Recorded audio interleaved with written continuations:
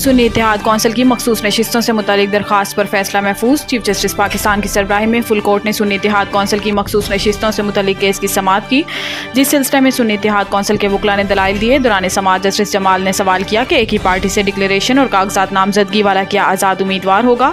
आज़ाद उम्मीदवार नहीं तो किसी पार्टी में जा सकता है। आप तो कह रहे हैं कि सुन्नी इत्तेहाद कौंसिल में आने दो।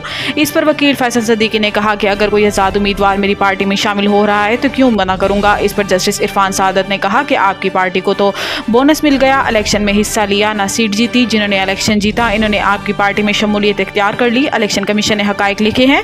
बाद अज़ां सुन्नी इत्तेहाद कौंसिल की मखसूस नशिस्तों से मुतालिक केस की समाअत मुकम्मल होने के बाद अदालत ने फैसला महफूज कर लिया।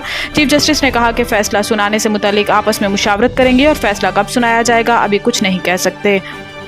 हुकूमत ने 200 यूनिट वाले सार्फिन के लिए बिजली की कीमत बढ़ाने का फैसला वापस ले लिया। विफाकी काबीना ने 200 यूनिट वाले सार्फिन के लिए बिजली की कीमत में इजाफा वापस लेने की मंजूरी दे दी।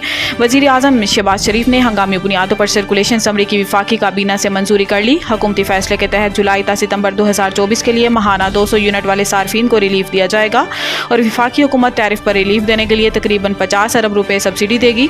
ज़राए के मुताबिक माहाना 50 यूनिट वाले लाइफ लाइन सार्फिन के लिए फ़ी यूनिट टैरिफ 3.95 रुपये बरकरार रखेगा और माहाना 51 से 100 यूनिट तक लाइफलाइन सार्फिन के लिए फ़ी यूनिट टैरिफ 7.74 रुपये बरकरार रहेगा। ज़राए का कहना है कि वज़ीर आज़म आज खुद इस पैकेज का ऐलान करेंगे।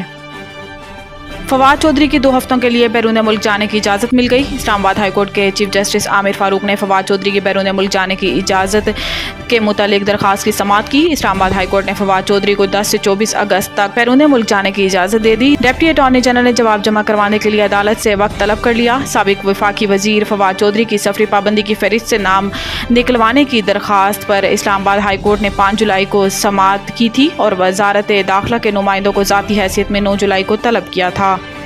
हुकूमत ने ISI को शहरियों को फ़ोन कॉल सुनने ट्रेस करने की इजाज़त दे दी। ISI को शहरियों की फ़ोन कॉल के साथ साथ मैसेजेस में मुदाखलत या ट्रेस करने का भी इख्तियार होगा। काबीना ने फैसले की समरी की मंजूरी सर्कुलेशन के जरिए दे दी।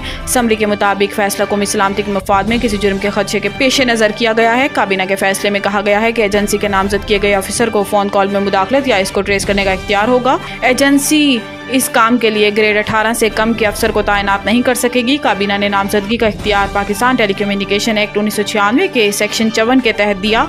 खुफिया इदारे को मुश्तबा अफराद की फ़ोन कॉल्स में मुदाखलत का इख्तियार देने का गज़ट नोटिफिकेशन जारी होने के बाद PTA ने हुक्मनामे पर अमल दरामद शुरू किया गया है। PTA ने तमाम मोबाइल फ़ोन ऑपरेटर को नोटिफिकेशन की कॉपी जारी कर दी। PTA ने तमाम लाइसेंस होल्डरों को नोटिफिकेशन पर अमल दरामद यकीनी बनाने की हदायत कर दी। विफाकी हुकूमत ने मुल्क की सलामती के पेश नज़र फ़ोन कॉल्स में मुदाखलत और ट्रेस करने का इख्तियार दिया गया है।